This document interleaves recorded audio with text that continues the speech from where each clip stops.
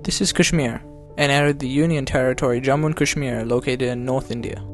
Those native to the region are called Kashmiris, and the majority of them follow Islam, but the original inhabitants of the valley were Hindus, and their descendants are now a minority of the region. They are known as Kashmiri Pandits. Despite their small numbers, they have still managed to make many contributions to Indian civilization in areas such as philosophy, art, and more.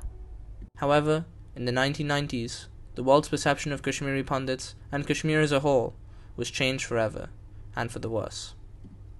It's like you're born in a place, you are brought up there, and then one fine day you have to leave everything. One fine day, we saw a big notice was pasted on our door. There was a notice outside our house. Two of my uncles were notified in that notice that you have 24 hours to leave. If you guys are seen here next week, we are going to kill. Two of you will be killed. Of being a minority in an increasingly fanatical atmosphere.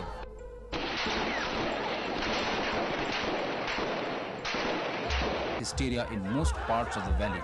We had two very close friends who we used to play together with on a daily basis. We used to play cricket and other stuff in and around our house, and two of them got killed right outside our house. All of a sudden, one night something happened like that you had to leave within no time. In January 1990, Kashmiri Pandits were forced to flee Kashmir when they were uprooted from their homeland by militants. 150,000 Pandits left that year, according to official statistics, but the number is debated to be as high as 800,000. We had to literally gather our belongings, we had to literally gather our life, what we had back in there. Our mother decided to send us away the very next day. All my relatives, all my dear ones had to flee Kashmir in one night. Someone came to our house, asked my father, "Your son must leave tonight or face the consequences." Younger brother and sister followed with my mother. After a few weeks, eventually my father had to shut everything down. Through some relations, we came to know there is a truck which is available. We were dumped into a truck. Whoever we could fit in there, everybody went into there. And then the journey started from there. And we left that day for Jammu and left our home permanently. As the Pandits migrated from their home, the militants enacted their mission of ethnic cleansing in the valley. Pandits' houses were looted and burnt. Within a month or so, our house was burned down. All my books, all my belongings, all my everything, what I had is all gone. Shrines and temples were vandalized, and the remaining Pandits that were found were subjected to either individual killings or horrific massacres, with 650 Pandits being killed within the first 3 months of 1990. One of the prominent Hindu Kashmiri Pandits is Advocate Bhatt from Anantnag. He was one of the mentors of the youth in Anantnag.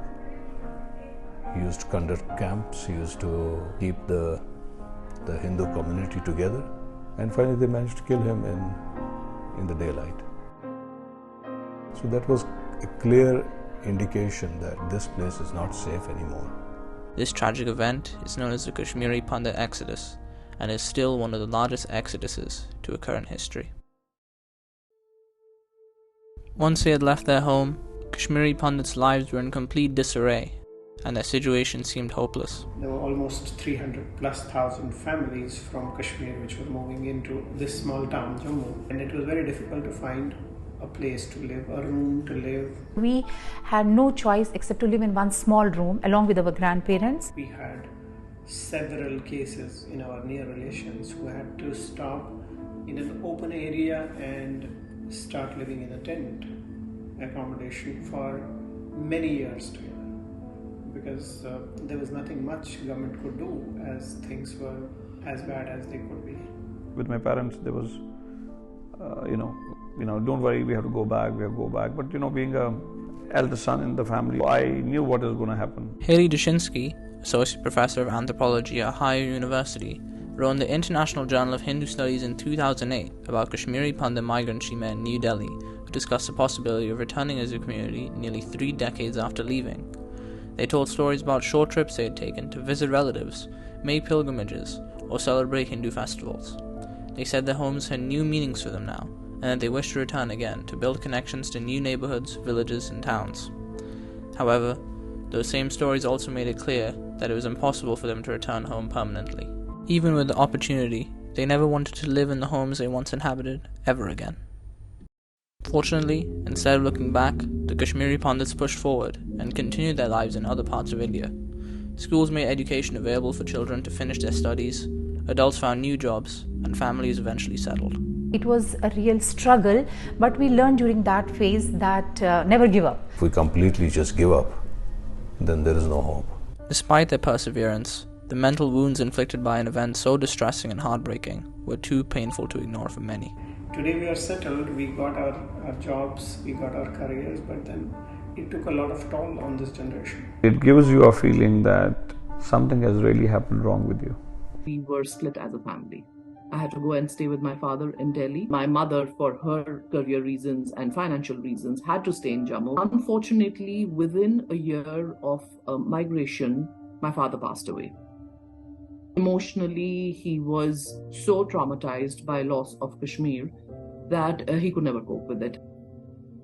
He had some medical issues, but they were all triggered by psychological issues which were around basically being heartbroken that he cannot return to Kashmir. I suddenly became this very mature, responsible person, somebody that probably I should have become 10 years later or 15 years later. That loss of roots combined with loss of a parent was a huge trauma that I faced in specific, and then obviously it extended to my sister and my mother as well.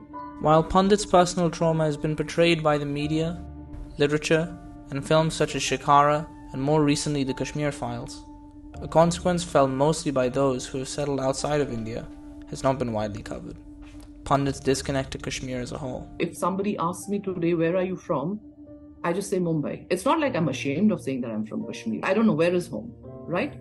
So I don't know whether home is Jammu because I lived there for some months, whether it's Delhi because I studied there and worked there for a bit and lived with my father there for a bit. Is it Mumbai because I got married there and lived for a couple of years there and my in-laws lived there and that's where my husband's house was?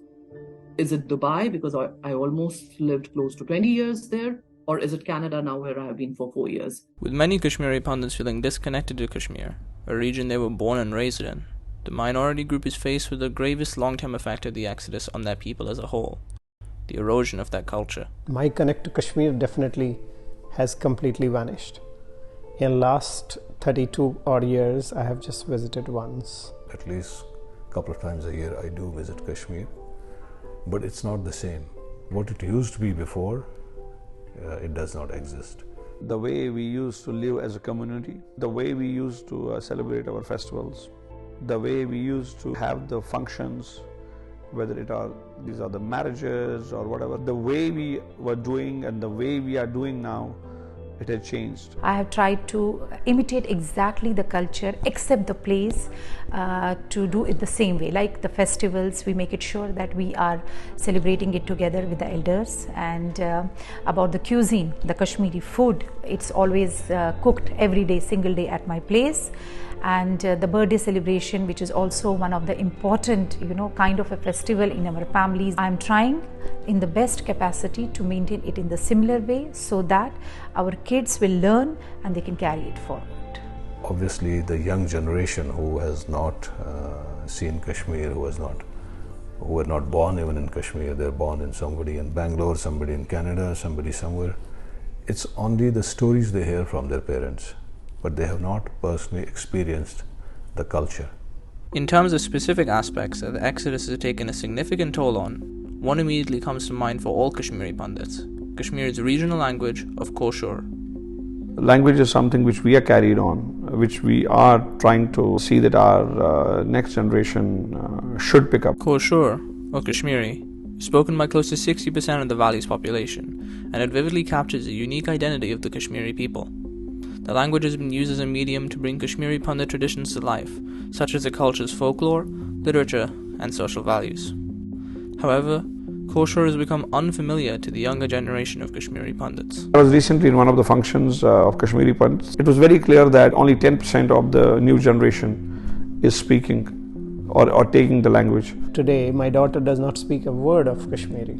Her surrounding, she doesn't have even a single kid in her circle who is from the same ethnicity, same race. So we surely are losing. That sheen is going away. It's not easy.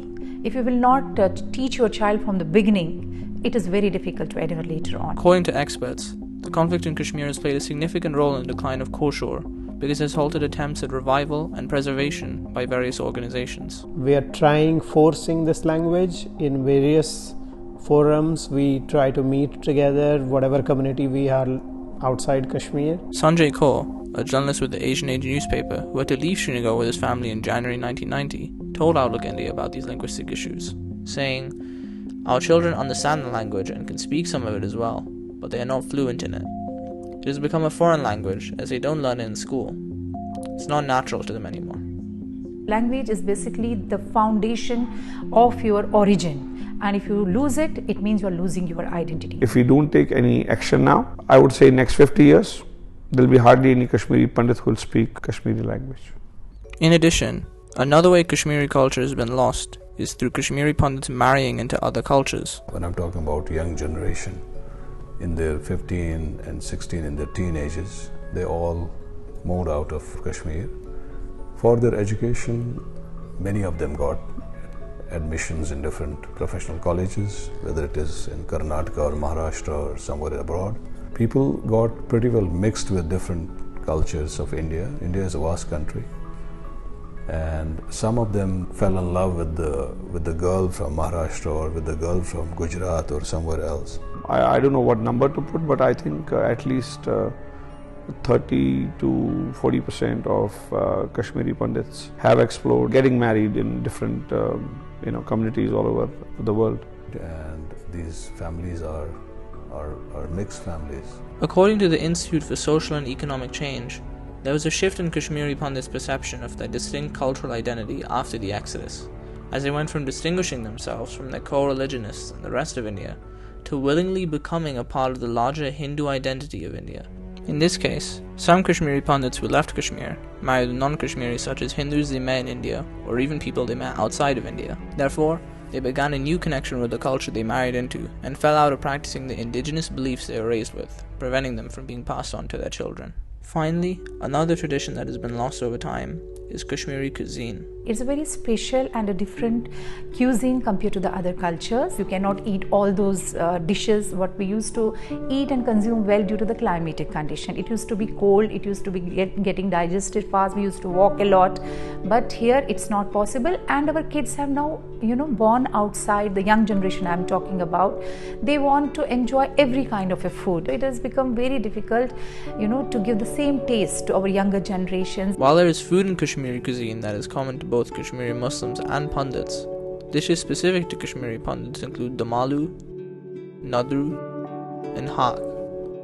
However, such dishes seem to be falling into obscurity, as according to Outlook India, Kashmiri wedding ceremonies nowadays tend to have Punjabi or South Indian food, despite authentic Kashmiri cooks being available. Furthermore, for some Kashmiri Pandits, drifting away from their traditional cuisine means more than just not being able to eat it as often. Within the cuisine category, I want to specify what I call the experience, and which is more specific to how we would dry certain vegetables and watch our grandmothers, for example, dry them on the roofs of the houses in summer, right from cutting those vegetables to washing them to drying them in a particular way. In fact, what our grandmoms would do is they would thread them up. So they would hang there outside after they were fully dried on threads.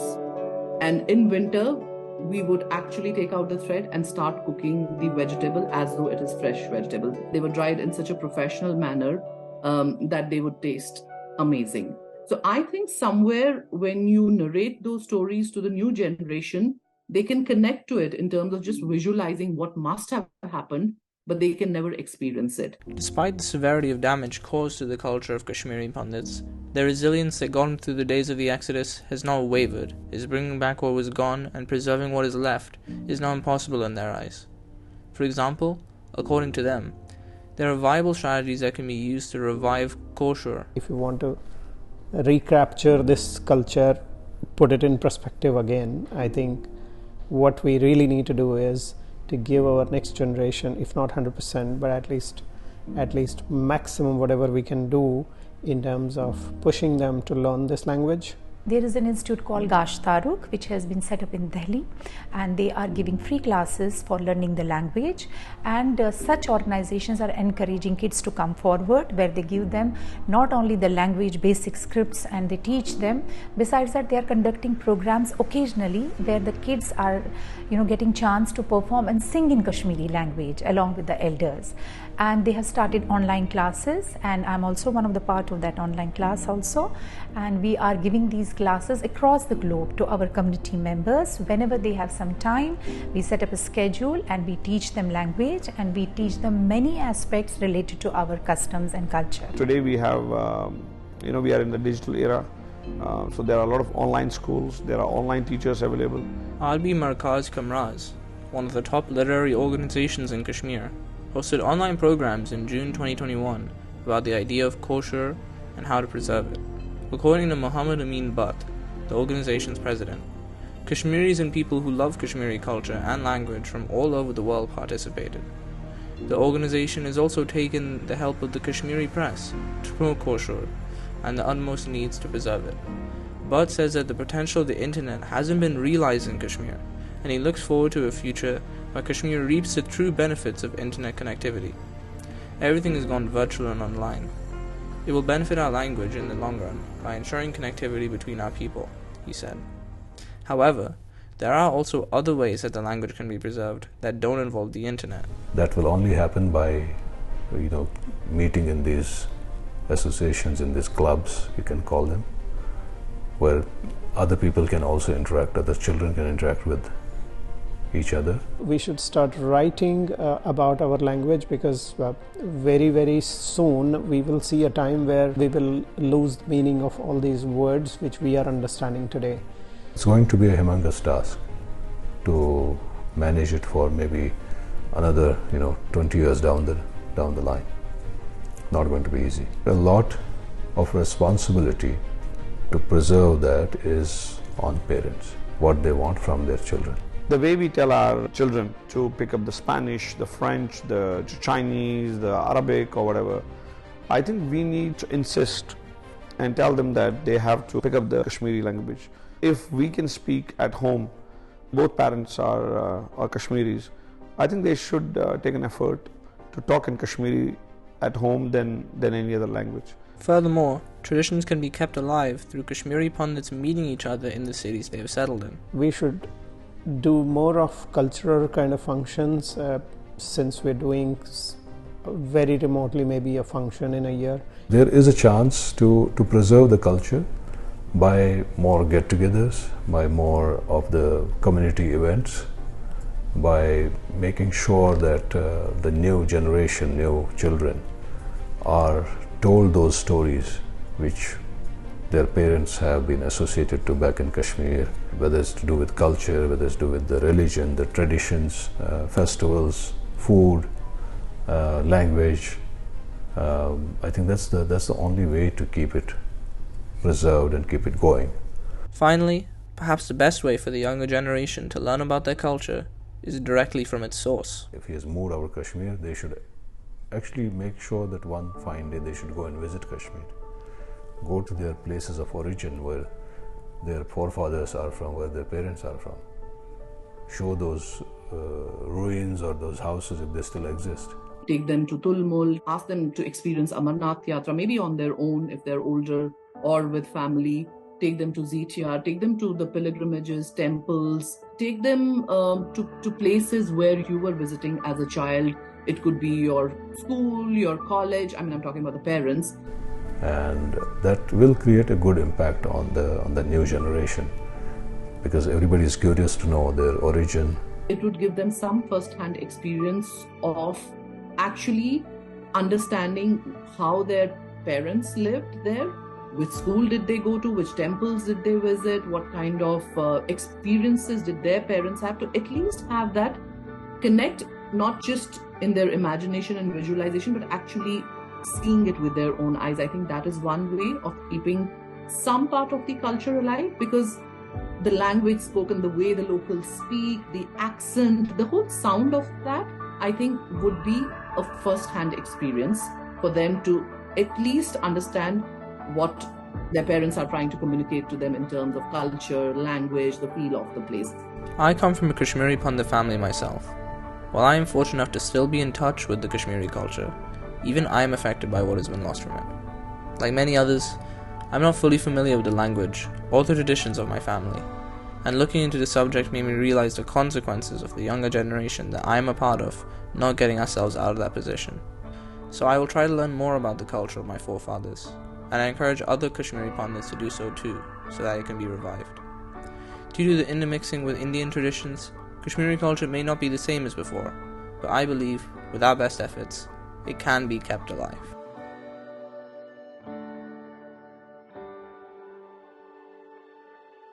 You can take us out of Kashmir, but you can't take Kashmir out of us.